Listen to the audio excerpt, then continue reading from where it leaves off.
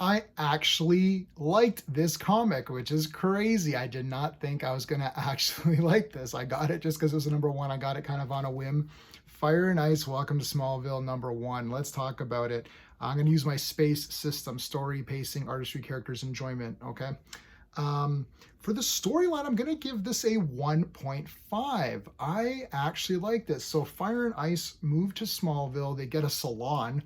Um, and they're just trying to figure out what to do. Fire really wants to kind of like get more in the limelight. She wants to, she's like, we were in the Justice League. What's going on? We should be better. She does a call out to villains. Of course, King Shark shows up and Superman takes care of him in 1 second. And she's like, hey, I was gonna fight him. And Superman's like, you're being irresponsible.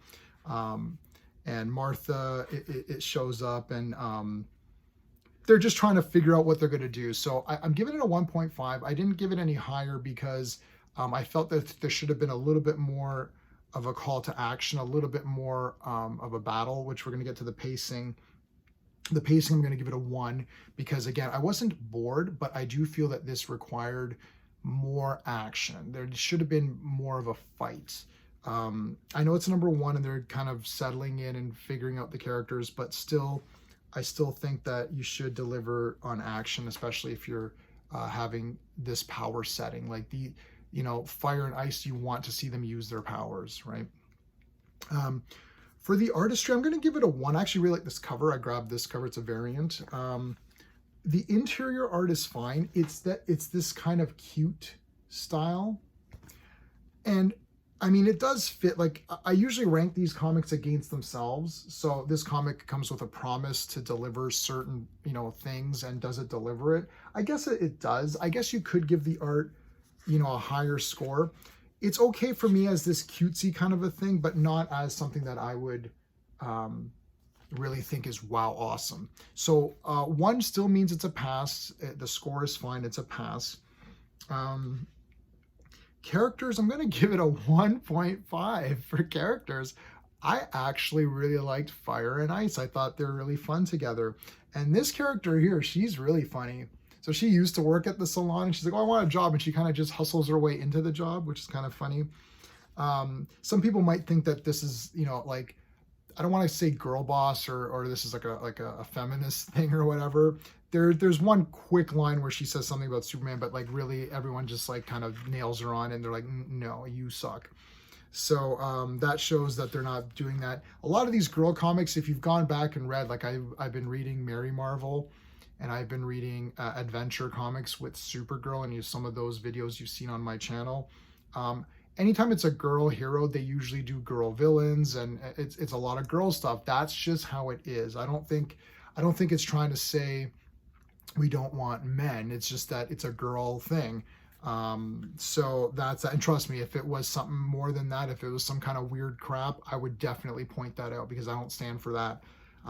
So again, there is a Superman line in here where she says, oh, Superman, your man comes saves us or whatever. But literally Ice and everyone else is like, no, Superman saved you because you're dumb.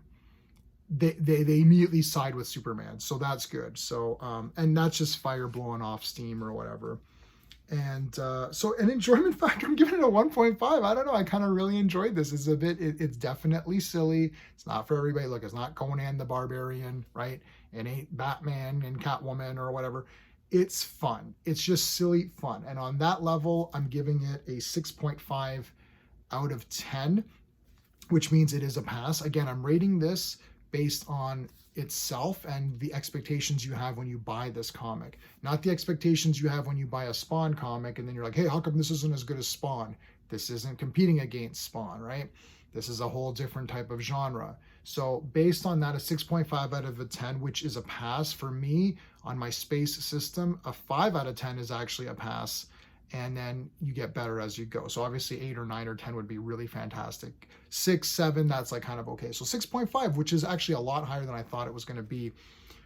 So again, if you enjoy my reviews or my live streams, please subscribe and like. And I know I hate saying it, but with YouTube and the way it is, it's really favoring the bigger stuff. These, us little guys get kind of trampled a bit. So I do have to remind everybody to like and subscribe.